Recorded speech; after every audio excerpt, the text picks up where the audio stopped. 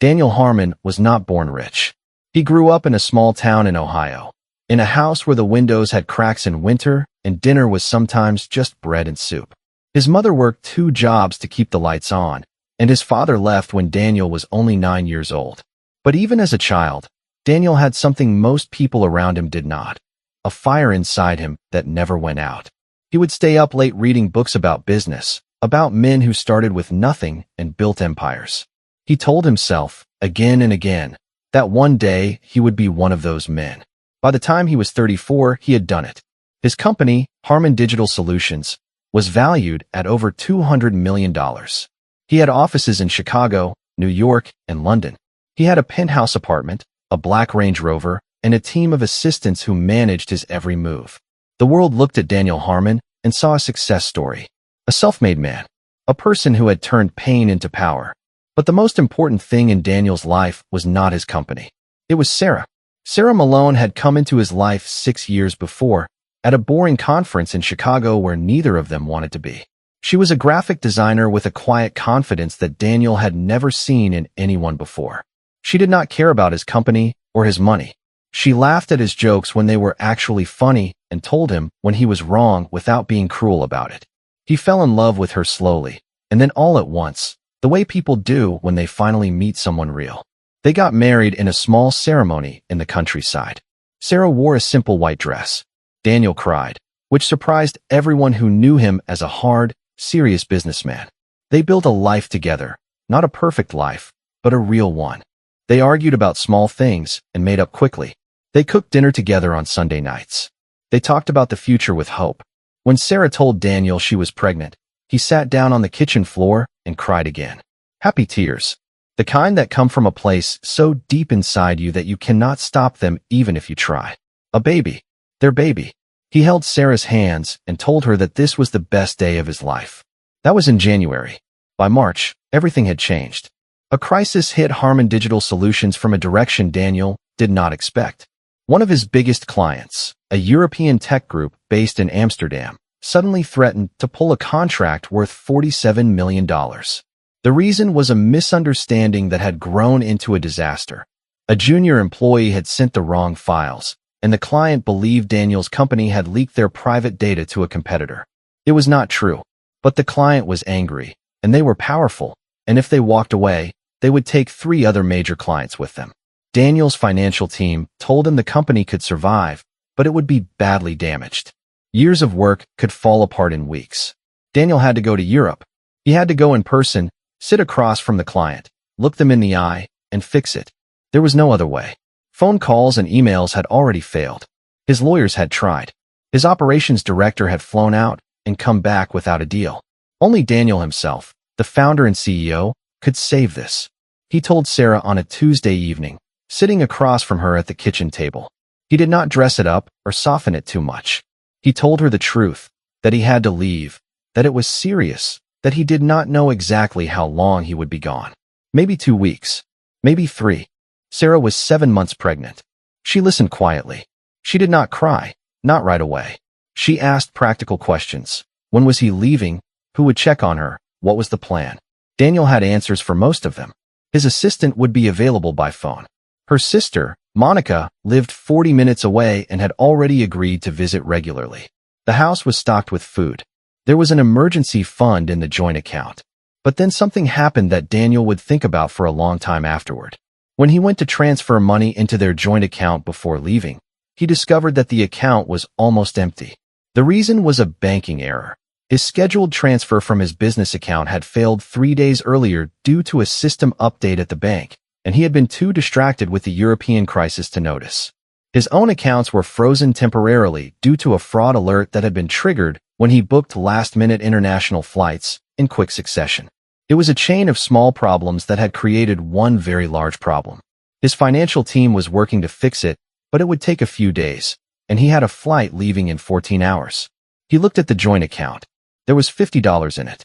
He had credit cards, but the main ones were corporate cards that were locked to business expenses and could not be used for household spending without approval from the board, a rule he himself had put in place to prevent misuse. His personal credit card had been canceled 2 months earlier after a security breach, and the replacement had never arrived because he had been traveling.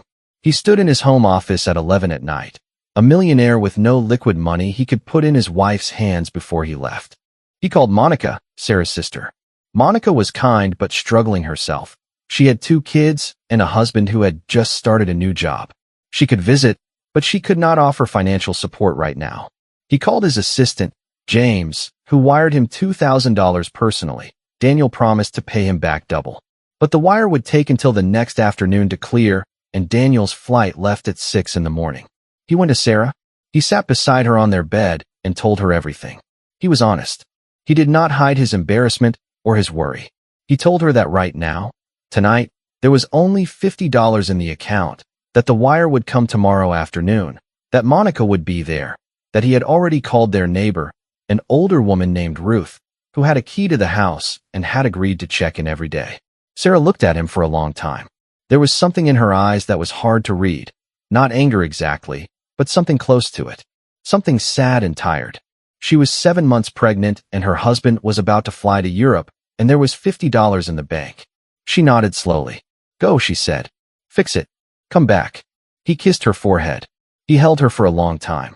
He told her he loved her more than the company, more than the money, more than anything he had ever built. She said she knew, but the way she said it, quietly, without her usual warmth, stayed with him all the way to the airport. He sat in the departure lounge at 5 in the morning, surrounded by businessmen in suits and tourists with rolling bags, and he felt something he had not felt in a very long time. Not stress about the company, not worry about the contract, something older and heavier than all of that. He felt like the 9-year-old boy in Ohio whose father had walked out the door and not come back. He felt, for the first time in years, like a man who had gotten his priorities completely and terribly wrong. His flight was called. He picked up his bag. He walked through the gate. And somewhere back in Chicago, in their house, Sarah sat alone in the dark with $50 and a baby who would come in 2 months, waiting for a man who had always known how to build things, but who was only now beginning to understand what was truly worth building. The flight to Amsterdam was 11 hours long. Daniel slept for maybe 2 of them. The rest of the time he sat with his laptop open, going through documents and emails, preparing for the meetings ahead. But every hour or so he would stop and stare at the small oval window beside him, at the dark sky above the Atlantic Ocean, and he would think about Sarah sitting in that house alone. He had texted her from the airport. The wire should clear by this afternoon. Monica is coming tomorrow. Ruth has the key. Call me anytime, day or night. I don't care what time it is there. She had replied with one word. Okay. Not, I love you. Not be safe. Just okay. And that one small word told him everything she was feeling but was too tired to say. He landed in Amsterdam on a gray Wednesday morning.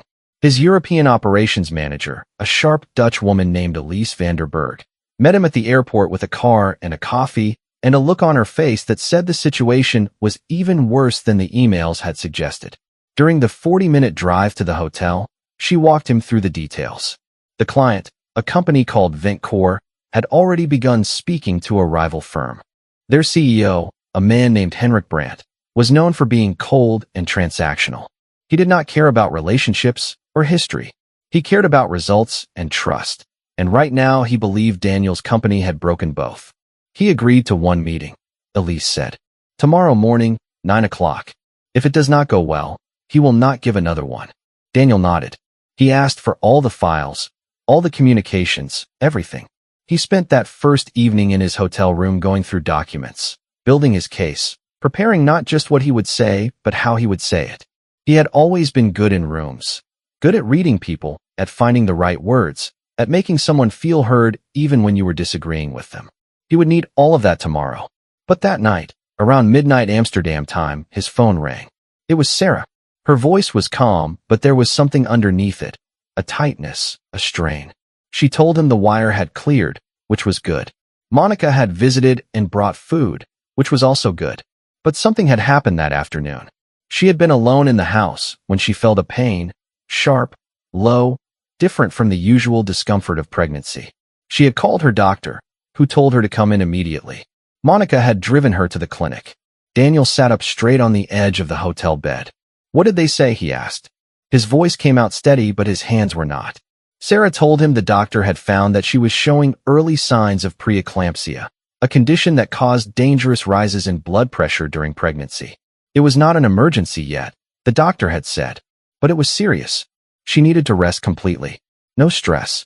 No heavy activity. She needed to come back in 3 days for a follow-up, and if her blood pressure went higher, she might need to be admitted to the hospital. Daniel's mind went in 10 directions at once. He wanted to get on the next flight home. He wanted to throw the whole European deal away and be there with her. But he also knew, and this is the part that made him feel sick, that if Harmon Digital Solutions collapsed, they would lose everything. The house, the savings, the stability that a new baby needed. He was trapped in the worst way a person can be trapped, pulled hard in 2 directions with no easy answer in either one. "I'm coming home," he said. "Daniel," Sarah said quietly. "Don't." He went silent. "I'm okay right now," she said. "Monica is staying with me tonight. The doctor is not panicking. If you come home now and the company falls apart, we will have a different kind of problem. A worse one. Finish the meeting. Fix it. Then come home." He could not speak for a moment. He thought about how strong she was, how she had always been the stronger one in quiet ways that people who did not know them well would never see. She was lying in bed with a dangerous blood pressure condition, 7 months pregnant, and she was telling him to go do his job because she understood the full picture even when it was painful. "I love you," he said. It was inadequate. He knew that, but it was all he had from 11 hours away. "I know," she said. "Now sleep. You have a big meeting tomorrow." He barely slept. At 7 in the morning, he put on his best suit, drank a coffee that tasted like nothing, and got in the car with Elise. The meeting was in a glass tower near the canal. Henrik Brandt was already in the room when they arrived, a tall, thin man in his late 50s with pale eyes that gave nothing away. He did not stand up when Daniel entered. He did not offer a handshake first. He simply waited. Daniel sat down. He did not open with apologies.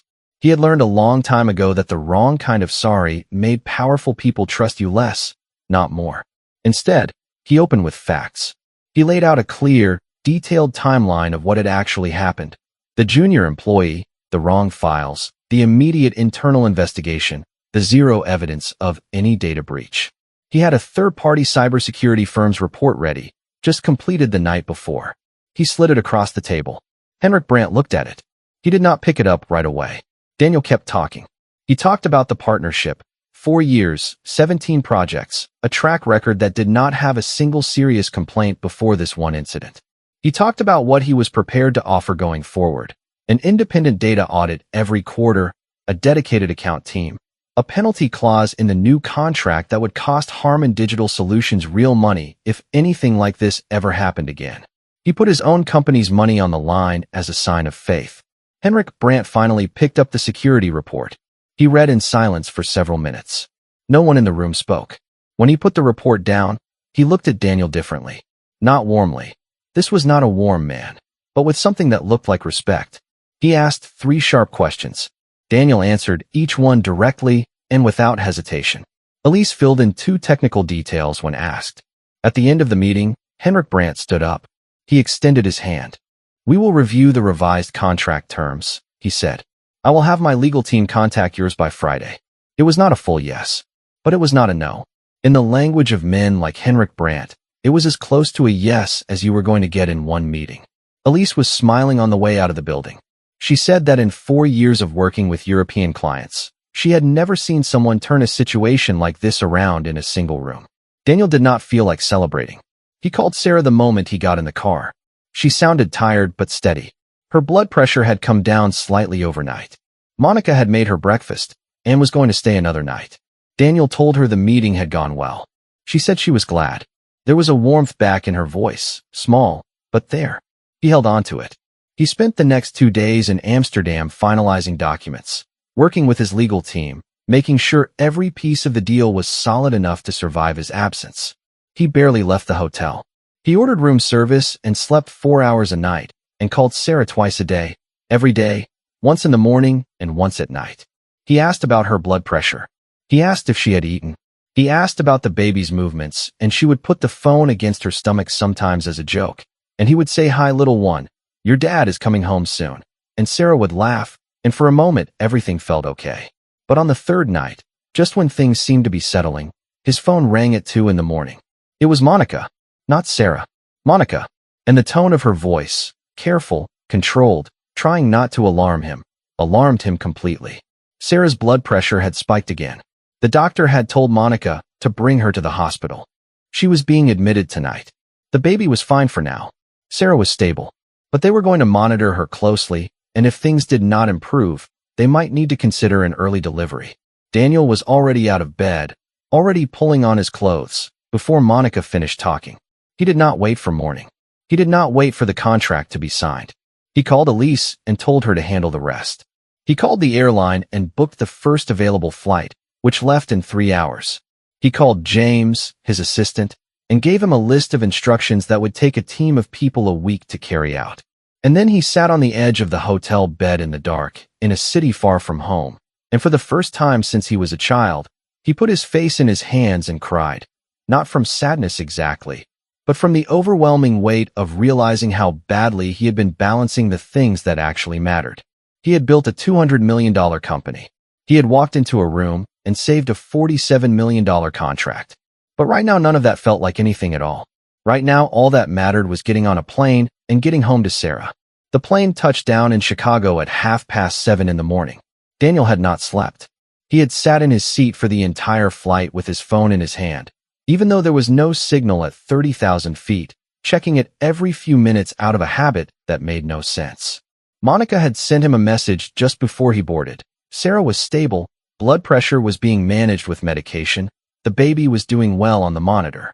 But she was still in the hospital, still being watched carefully, and the doctors had said she needed to stay for at least another 48 hours. He did not go home to change or shower. He went directly from the airport to the hospital. He still had his Amsterdam suit on, slightly wrinkled, his tie loosened. He looked like a man who had been traveling for too long, which was exactly what he was. Monica was in the hallway outside Sarah's room when he arrived. She hugged him briefly. Monica was not a person who wasted time on long greetings. And then she looked at him with the kind of look that only a sister-in-law can give a man who left his pregnant wife with $50 in the bank account. She did not say anything. She did not have to. He nodded to let her know he understood. He pushed open the door slowly. Sarah was propped up against pillows, wearing a hospital gown, connected to a blood pressure monitor and a fetal heart rate machine. She looked pale and tired. There were dark circles under her eyes that he did not remember being there before he left. But when she saw him in the doorway, something in her face shifted. Not a big change. A subtle one. The kind of change that only happens between two people who have known each other long enough that words are sometimes the slowest way to communicate. Daniel crossed the room and sat on the edge of the bed beside her. He took her hand. He did not say anything for a moment. He just looked at her, really looked at her, the way he realized with a heavy feeling in his chest that he had not been doing enough of lately. He had been looking at spreadsheets and contracts and flight schedules. He had not been looking at her. "You came back," she said. "Of course I came back," he said. "The contract. Elise is handling it," he said. "It'll be fine. Or it won't be fine. Either way, I don't care right now." Sarah studied his face. She had always been good at reading him, better than anyone else ever had been. She was looking for the part where he was performing, where he was saying the right thing, but meant something else underneath. She did not find it this time, because it was not there. He meant exactly what he said. She squeezed his hand. "The baby is okay," she said softly. "The heartbeat has been strong the whole time. They're just being careful because of my blood pressure." "I know," he said. "Monica told me." He paused. "I should have been here. You were doing what you needed to do." "No," he said, and his voice was quiet but very firm. "I was doing what the company needed. That's different. I told myself it was the same thing, that keeping the company strong was keeping our family safe, and that's true to a point. But I pushed past that point. I've been pushing past it for a while now." Sarah did not argue with him. She also did not agree right away. She was not the kind of person who accepted things just because they sounded good. She waited. She let his words sit in the room. "I left you with $50, he said. The words came out with the weight of someone putting something heavy on a table. "I'm a millionaire, and I left my pregnant wife with $50 and flew to another continent." "It was a banking error," Sarah said carefully. "The banking error happened because I wasn't paying attention," he said. "I hadn't checked that account in weeks. I had 17 things going on, and I was managing all of them, and none of them were you. That's on me. That's not the bank." That's me. Sarah looked at him for a long moment. Then she moved over slightly and patted the space beside her on the narrow hospital bed. He lay down next to her, carefully, both of them a little too big for the bed, but making it work the way they always did when things were a little too small. She put her head against his shoulder. He put his arm around her. I was scared, she said quietly after a while. Not just about the money. I was scared that this was just going to keep being our life. That the company was always going to be the thing that came first, and I was always going to be the thing that waited. I know, he said. I'm sorry. I don't want sorry, she said, and she said it without sharpness, just with honesty. I want things to actually be different. They will be, he said. How? He had thought about this on the plane. Not the company strategy kind of thinking, the other kind. The kind where you look at the structure of your life the way you would look at a building and ask yourself honestly whether the foundation can hold what you're planning to put on top of it. He told her what he had decided. He was going to bring in a co-CEO, someone he trusted, someone who had been ready for more responsibility for 2 years now. And that person was going to take the day-to-day weight of operations. Daniel would stay involved, stay strategic, but he was going to step back from the kind of hands-on crisis management that had him on planes in the middle of the night. He was going to build a life that had actual room in it. Room for her. Room for the baby. Room for Sunday dinners and normal evenings, and being present in a way that mattered. Sarah listened to all of it. When he finished, she was quiet for a moment. You've thought about this before, she said. You've thought about slowing down before. I know. But this time you're saying it from a hospital bed in Chicago while I'm hooked up to a blood pressure monitor. Yes. That's different, she said. Yes, he said again. It is. She was quiet for a while longer. The monitor beeped softly. Outside the room, the hospital went about its business. Footsteps in the hallway, a cart rolling past, someone laughing at the nurse's station. The world continuing. Okay, Sarah said finally. Okay. I believe you, she said. Not because you've convinced me with a plan, but because I can hear it in your voice. You actually scared yourself this time. He had. That was the truth. He had sat in a hotel room in Amsterdam and realized that if something had happened to Sarah, if her blood pressure had gone to a dangerous level, if the baby had come too early, if any of the things that could have gone wrong had gone wrong, he would have been 11 hours away. He would have been closing a business deal. And no amount of money, no contract, no company valuation would have made any of that okay. Not even close. 3 days later, Sarah was discharged from the hospital. Her blood pressure had stabilized. The baby, they were told, was healthy and positioned well. The doctors expected a normal delivery in about 6 weeks, with careful monitoring between now and then. Daniel was there for every single follow-up appointment. He rearranged his entire schedule, canceled things that would have felt impossible to cancel 2 weeks earlier. And he went with her each time, sat beside her, asked the questions she forgot to ask, held her hand during the blood pressure checks. The Ventcore contract was signed 10 days after Daniel returned from Amsterdam. Elise had managed the final negotiations with skill and confidence, and when the deal was done, she called Daniel to tell him. He thanked her.